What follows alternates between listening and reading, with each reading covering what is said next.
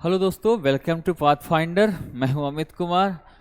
आज हम इस सेशन में ट्रेंड एनालिसिस के बारे में जानेंगे। और ट्रेंड एनालिसिस जियोग्राफी का कि कैसा ट्रेंड रहा है प्री और मेंस और इसके बाद ऑप्शनल में, उन सभी चीज़ों के बारे में जानेंगे। लेकिन उससे पहले हम इस बैच के बारे में जानें जो आपका बैच आ रहा है 17 जुलाई से, जो कि आपको बिल्कुल भी टाइम नहीं लगाना है और बेहतर तरीके से इसको जल्दी से जल्दी ज्वाइन कर लेना है, जिससे कि आपकी चीज़ों को पीछे नहीं होना चाहिए, आप किसी से पीछे ना रहो। और साथ ही साथ क्योंकि टाइम जो होता है ना, ये जो एग्ज़ाम का टाइम है, ये एक एक दिन, घंटे, दिन, महीने ऐसे बीतते हैं पता ही नहीं चलता।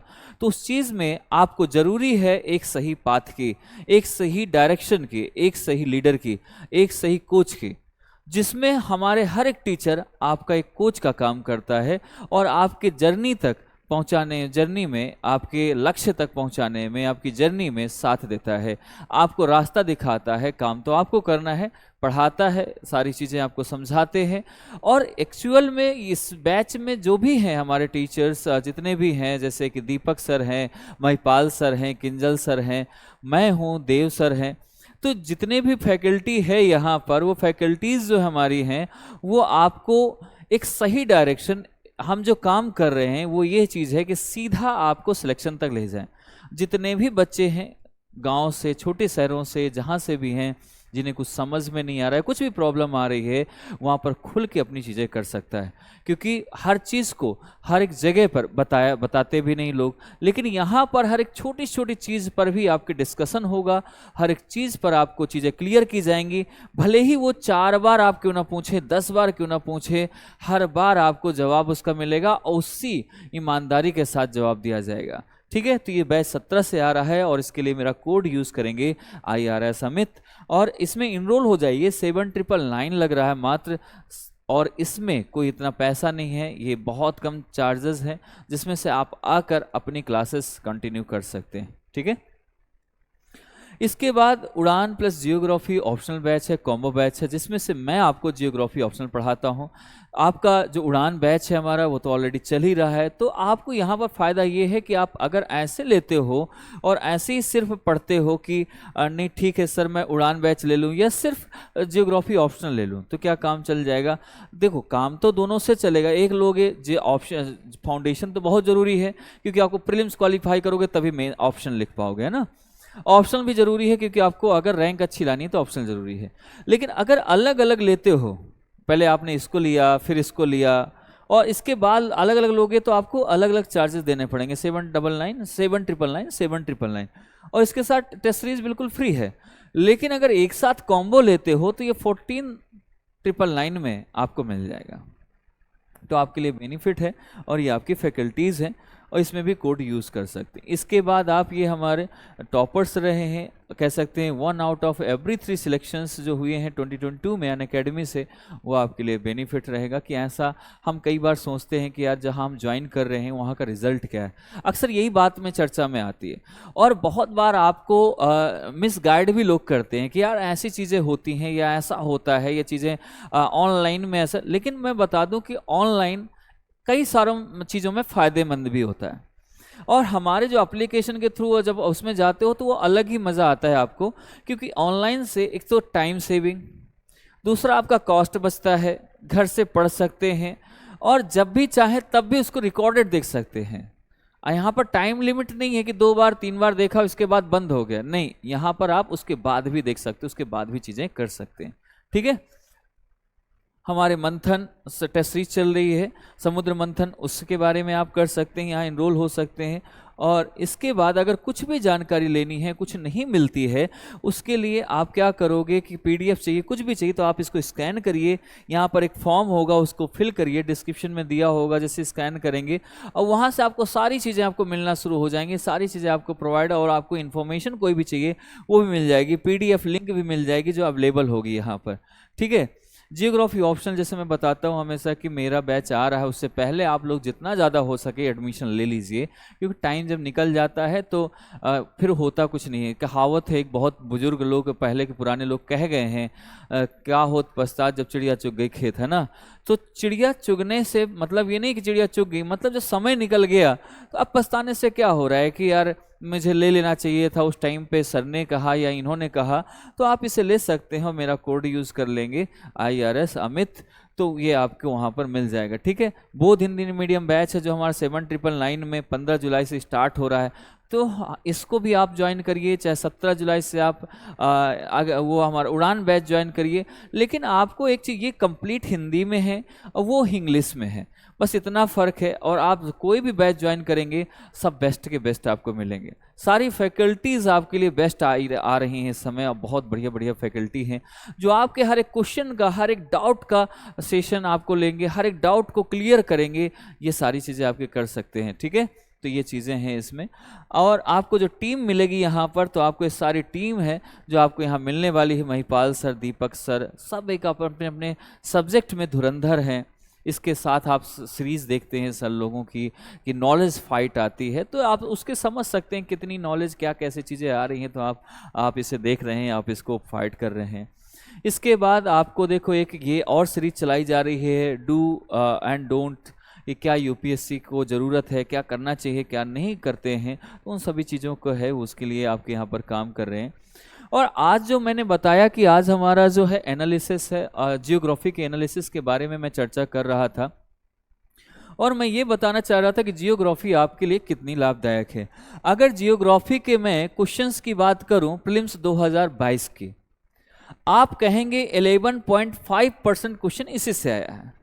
अगर 100% में से 11% क्वेश्चन, मतलब 100 क्वेश्चन में से 11 प्लस क्वेश्चन आ रहे हैं, तो बहुत बड़ी बात है अपने आप में, है ना।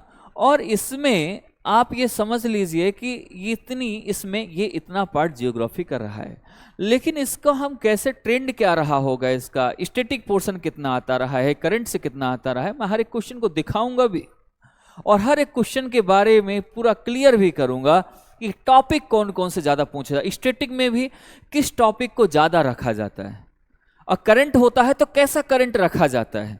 जियोग्राफी की चीज समझ, जियोग्राफी करंट से इतना अच्छा लिखा जा सकता है, इतना बेहतर किए जा सकते हैं जो क्वेश्चन जियोग्राफी के आते हैं करंट से, तो उनमें कोई उसमें कोई बहुत डिफिकल्टीज नहीं आती हैं। लेकिन यहाँ पर हम चीज़ों को, हर एक चीज़ों को, पोर्शन को देखेंगे, कैसे हमें एनालिसिस करना चाहिए था, क्या एलिमिनेशन करना चाहिए था, उन सभी पर हम चर्चा करने वाले हैं। ठीक है, तो सबसे पहले हम इसमें देखें 2022 के जो मैं प्रीलिम्स क्वेश्चन की बात करता हूं कभी कभार, सो मैं यहाँ क्वेश्चन इसलिए लेके आया हूं, कई बार होता है कि सर आपने ट्रेंड बता दिया लेकिन क्वेश्चन क्या आए थे वो पता नहीं चलता, तो मैं इस ट्रेंड को क्वेश्चन के साथ आपको हर एक क्वेश्चन को टॉपिक बताता चलूंगा, और आपको ट्रेंड समझ भी आ जाएगा कि क्या क्या कौन कौन से क्वेश्चन किस टॉपिक से हर बार पूछा गया है। इस चीज को लेकर यहां पर आपको एक चीज आ रहा है, सरफेस ऑफ द अर्थ क्या है, radiation, high cloud primarily reflect solar radiation, यानी आपकी जो सोलर की सौर विकिरण है उनका ठंडा, और जो जितनी भी पृथ्वी के जो पृष्ठ पर जो चीज़ें पड़ती हैं हमारी, उससे मतलब ये हमारा क्या है, और किससे चीज़ें की बात हो रही है, लो क्लाउड हैव ऑब्जर्वेशन इन, ये आपका हीट बजट का, हीट बजट से आपकी उससे चर्चा की जा रही है। तो हीट बजट का चैप्टर जो आपका आता है वो कितना, हीट बजट से एक क्वेश्चन ये पूछ लिया गया, इसमें देख लो वही चीज़ है, अर्थ सरफेस और दस कॉजेज वार्मिंग इफेक्ट कितना डालता है, कितना ऑब्जर्वेशन होता है, क्या क्लाउड ऑब्जर्व करता है, सो वो चीज़ को लेकर हीट बजट से ये क्वेश्चन पूछा गया। ठीक है, हीट बजट का पार्ट है, अगर आप पढ़े होते तो आपको तुरंत इसमें पता चल जाता। दूसरा क्वेश्चन कुछ ऐसा आया हुआ है कि कहाँ से हमें, कैसा क्वेश्चन है ये आपके इंडियन जियोग्राफी का क्वेश्चन है। इंडियन जियोग्राफी में कहाँ, एग्रीकल्चर से रिलेटेड, मैंने आपको पहले बताया जियोग्राफी एग्रीकल्चर को कनेक्ट करता है, तो एक तो आया हीट बजट से, दूसरा आया एग्रीकल्चर से, तीसरा आप क्वेश्चन देखेंगे तो यहाँ पर क्या है, रिजर्वियर स्टेट से, रिजर्वियर स्टेट से इसको देख सकते हैं। यहाँ पर आपको चीज़ें मैं एक बार दिखा देता हूँ, फिर इसके बाद आपको समझ आ जाएगा। इसके बाद रिवर्स, रिवर्स कहाँ की कैसे क्या पूछती हैं, आप इसको देख लेते हैं, रिवर्स है। इसके बाद हिमालय है, पेयर्स इसमें बताने हैं, हिमालय से आप ये मत समझना कि क्या चीज़ें हैं, लेकिन उसके पेयर्स को समझना है। लीवेंट, लिवेंट, लिवेंट क्या होता है? एक तो लिवेंट वर्ड जो है ये कई वर्ड्स में अलग अलग माना जाता है। कई बार इसे आर्मी के रूप में, सुरक्षा के रूप में भी जाना जाता है, कई बार ये वहाँ का लीवर्ड एक वर्ड माना गया। और ये मेडिटेरियन सी में सीन देखा जाता है, ईस्टर्न मेडिटेरियन सी कह सकते हैं, ये इसका पार्ट है, ना कि इसका किसी का, तो ये इसका पार्ट है, ठीक है।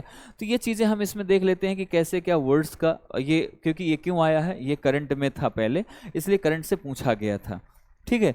तो ये चीज़ें हैं। इसके बाद आपको कुछ कंट्रीज़ के नाम दिए गए थे कि कंट्रीज़ में कैसे कैसे चीज़ें पूछी गई हैं, कैसे कैसे ये चीज़ें आती हैं, कैसे लोकेशन बॉर्डर मैपिंग को कैसे करना है। मैपिंग से कितने क्वेश्चन है? एक मैपिंग का ये क्वेश्चन था। दूसरा, आप इसमें जैसे कि कौन कौन सी नदियाँ साउथ में क्रिएटेड हैं, तो ये मैपिंग से कहो या वैसे भी कहो तो आपको ये पता चल जाएगा। दूसरा, मैपिंग में ये पेयर्स से मैपिंग भी हो जाती है, साथ ही साथ हमें हिमालय वाला पार्ट भी पता चल गया, है ना। सो ये चीज़ें हमारी, मैं यही चीज़ दिखाना चाहता था आपको। इसके बाद आपके खनिज से है, जैसे एग्रीकल्चर से है या खनिज से है, माइनिंग से है, तो ये चीज़ें इसमें आ गई हैं।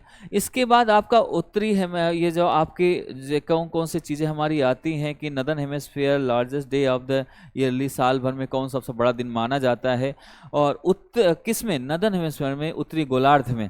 तो कई सारे बच्चे इसको भी गलत करके आते हैं। तो ये आपका फिजिकल जियोग्राफी से हो गया, जैसे हीट बजट था फिजिकल जियोग्राफी से, वैसे चीज़ें हैं। यहाँ पर वेटलैंड की आ गई चीज़ें। इसके बाद आप इसमें देखेंगे कुछ आपके, मैं मेंस के क्वेश्चन उठाए हैं मैंने, तो इसमें देखो कैसे कैसे प्राइमरी अग्नि रॉक से आया, और इसमें आपको कलर वेदर वार्निंग साइक्लोन आया, ये भी आपका साइक्लोन से है, ये आपकी चीज़ें हैं। इसके बाद डिस्कस नेचुरल रिसोर्सेस, इसमें Deccan trap, potential of the Deccan trap, ये सारी चीज़ें, energy of India, reason of the limited spatial, ये सारी चीज़ें ओशन करंट अफेयर्स से, ओशन करंट से आ रहा है। कुछ इसमें आपको कंट्रीज़, इसमें क्या है, इन्वायरमेंटल इशूज़ कहाँ कहाँ हो रहे हैं, कुछ ऐसी चीज़ें आ रही हैं। तो ये एक वैसा क्वेश्चन है जो जियोग्राफी का आया है। ये प्रीलिम्स के, जैसे मैंने बताया कि इसमें 21 में कैसे प्रीलिम्स के क्वेश्चन आए हुए हैं, तो 21 में भी क्वेश्चन ये देख सकते हो इसमें से। तो ये एक जो मेरा जो रेफरेंस था दिखाने के लिए, तो आपको एक चीज़ यहाँ से समझ आ गया कि कौन कौन से क्वेश्चन कहाँ कहाँ से, कौन कौन से चैप्टर से ज़्यादातर आते हैं। तो एक तो इसकी सबसे खास बात ये है, मैं आपको यहाँ पर थोड़ा सा, ये देखो 2021 के सारे मेंस के क्वेश्चन हैं जो आपको यहाँ पर दिखाई देंगे, ये चीज़ें आपको एलिब्रेट करती हैं, और ये उससे रिलेटेड है। ये आपका देखो वेस्टर्न घाट, हिमालय और इन सब चीज़ों से लेकर गोंडवाना, ये सारी चीज़ें इसमें आ रही हैं। इसके बाद ये जीडीपी, ये इसके लेकर कि जो हमारी कृषि से रिलेटेड भी है कि जीडीपी में कैसे काम कर रहा है, कितना ज़्यादा इसमें कमी आ रही है, क्या नहीं हो रहा है, इंडस्ट्री का क्या रोल है। इन सब चीज़ों को मैं अब आपको एक उसमें समझाने का ट्राई करूँगा, समझाने की चीज़ें आपको करूँगा कि अगर पूरा देखा जाए ओवरऑल 20 में कैसा रहा, तो हम 20 को भी क्वेश्चन को फिर से उठाते हैं, फिर से वही देखते हैं कि हमारी चीज़ें फिजिकल से। तो आपको एक चीज़ इसमें समझना है, अगर हमें जियोग्राफी बहुत अच्छे से समझना है और पढ़ना है, तो एक चीज़ हमें सबसे बड़ा ध्यान देने वाली क्या चीज़ है?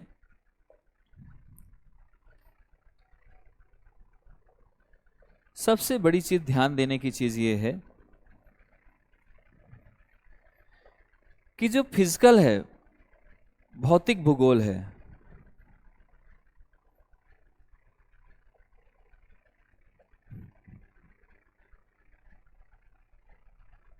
फिजिकल जियोग्राफी, ये तो देखो रामबाण का काम करती है। ये आपके जियोग्राफी का सबसे महत्वपूर्ण भाग होता है, जहां से आप कुछ भी कर सकते हो, सारे क्वेश्चन को टैकल करने की क्षमता इसमें होती है। दूसरा जो सबसे ज़्यादा पढ़ना है, क्वेश्चन कहाँ से ज़्यादा आ रहे हैं, मैं ये बताने के लिए इसी मैंने इतने सारे क्वेश्चन दिखाए हैं। जितने भी आप क्वेश्चन देख रहे हो वो भौतिक भूगोल अब प्लस आपके मैप से आ रहा है। क्या आ रहा है? मैपिंग। किससे? मैपिंग से। इनसे सबसे ज्यादा क्वेश्चन आते हैं। अगर हम इसमें करंट अफेयर्स को ले लें, अब अगर कभी कभी आप देखते हो कि कुछ नया क्वेश्चन है, जैसे लीवेंट है या कोई ज्वालामुखी आया है, कुछ ऐसा, वैसे हाई स्टैटिक पोर्शन ज्वालामुखी, लेकिन अगर वो क्वेश्चन पूछ रहा है साइक्लोन के बारे में, कुछ ऐसा पूछ रहा है राइट नाउ कि अभी कहाँ पर हुआ, वो करंट से हो सकता है, इसलिए उसका बैकग्राउंड भी पूछ सकता है, उसको करंट हम कभी कभी मान लेते हैं जब करंट पढ़ते हैं ना। तो हमेशा एक क्या होता है कि करंट हमेशा ऐसा आता है कि करंट एक बार में कभी नहीं चीजें होती हैं। करंट जो बताता है वो करंट ये बताता है कि इसमें जब एक बार कि मान लो कि कोई चीज़ आया कि यहाँ पर जावा के पास किसी उसमें जावा में या कहीं बाली में एक ज्वालामुखी आया। अब ये ज्वालामुखी कैसा था? सील्ड था, कोन था, सिंडर था, या जो भी था कैसा था? अब आपको इसके बारे में पता होना चाहिए। स्टैटिक पोर्शन, तो उसका स्टैटिक पोर्शन आपको पता होना चाहिए, उसका स्टैटिक पोर्शन आपको करना आना चाहिए, तभी मज़ा आता है इसका। तो सबसे ज़्यादा जो ध्यान देने वाली बात है तो हमारे, क्योंकि अगर देखो वर्ल्ड जियोग्राफी आप पढ़ रहे हो नहीं पढ़ रहे हो कोई फर्क नहीं पड़ता उतना वर्ल्ड जियोग्राफी को पढ़ने के लिए।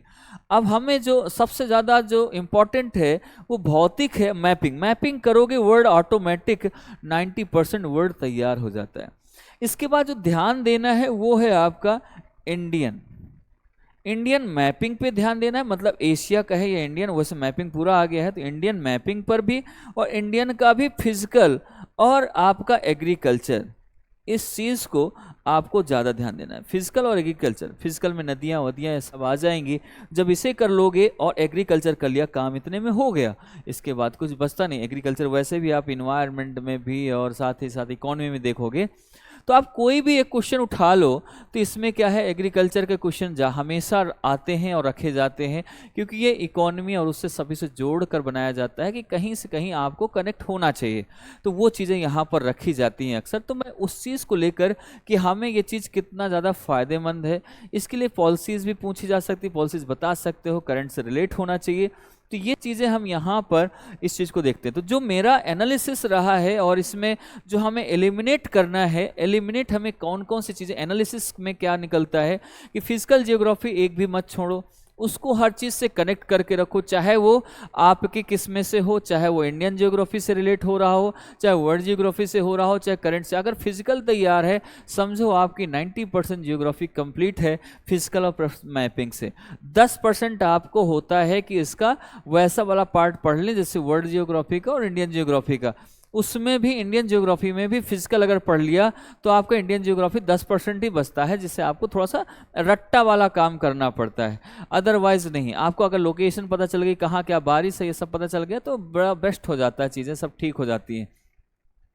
तो एक ये चीज़ आ जाती है, इस चीज़ को भी हम यहाँ पर देख लेते हैं, इस चीज़ को भी यहाँ पर समझ लेते हैं। इसके साथ साथ मैं बता दूँ आपको कि करंट तो कभी कभार जियोग्राफी की चीज़ें मिलती हैं, इन्वायरमेंट में करंट ज़्यादा आता है, इसमें करंट का पोर्शन बहुत ही रेयर होता है। अगर 10% आया है, अगर ये आता है तो 1 से 2% आप कह दें करंट इसका आ जाता है, लेकिन इसका करंट पूछने का तरीका थोड़ा अलग है। अगर वैसा देख लें तो हो सकता है कि 50% करंट नज़र आ जाए, क्योंकि वो बैकग्राउंड उससे रिलेटेड पूछ लेता है। जैसे कि मान लो कि कोई कहीं पर भूकंप आया, अब भूकंप नहीं पूछा, लेकिन भूकंप कहाँ भूकंप आया ये नहीं पूछेगा, भूकंप के डेफिनेशन या भूकंप के प्रकार ये सारी चीज़ें पूछ लिया, तो ये भी करंट का हिस्सा है, लेकिन हम उसे स्टैटिक भी मानते हैं। अब कोई कोई उसे करंट का मान लेता है कि भाई करंट में था इसलिए आ गया है, मुद्दा ये था।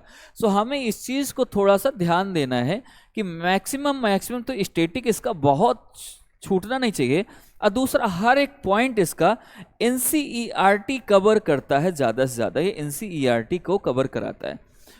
और इसके बाद अगर कुछ भी हमें और करना है तो आप मेरी नोट्स देखेंगे और NCERT कवर करेंगे, इतने में काम हो जाएगा। अब मैपिंग ये तो आपके साथ साथ चलना चाहिए।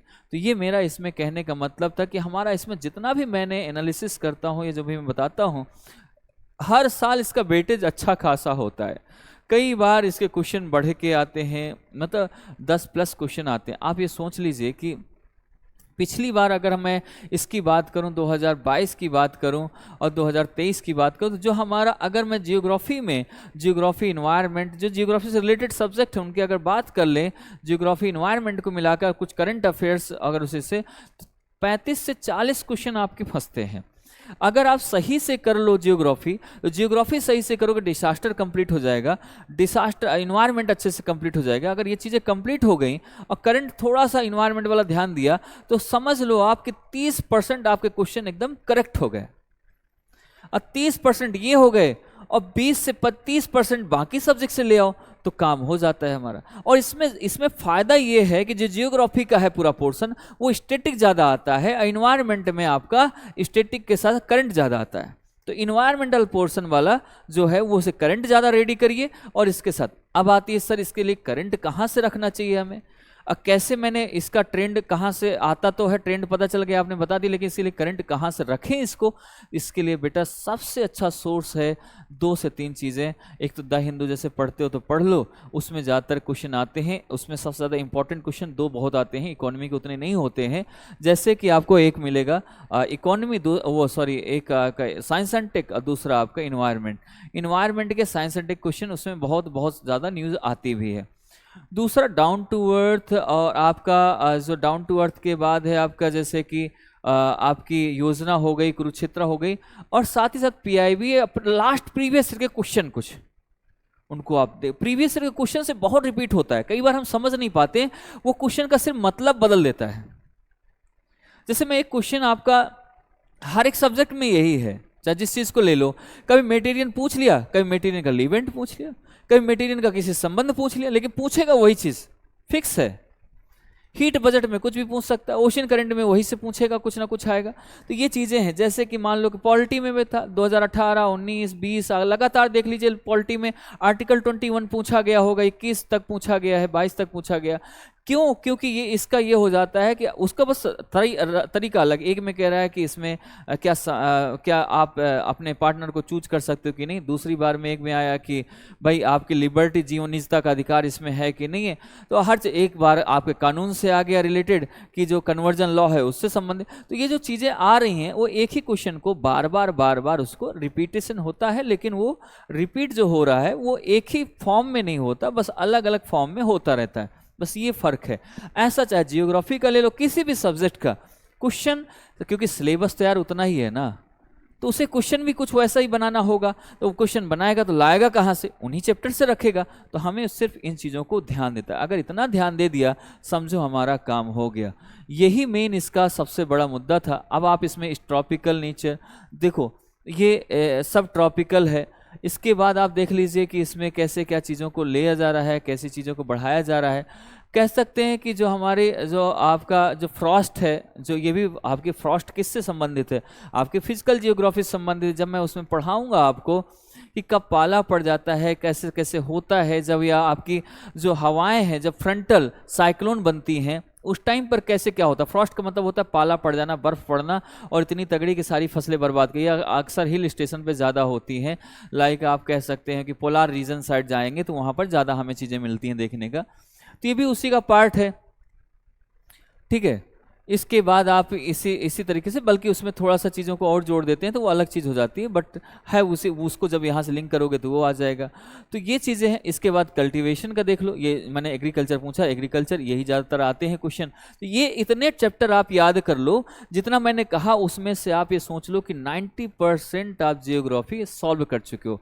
फिजिकल, मैपिंग और इंडिया का एग्रीकल्चर, इंडिया का फिजिकल, इतना पढ़ लो काम हो जाएगा। और मैपिंग जरूर करो, मैपिंग करोगे काम होगा। इसमें देखो रिवर है, ये मैपिंग का ही पार्ट है। इसमें आप थोड़ा ना कुछ सोचना है कि कुछ अलग से पार्ट है।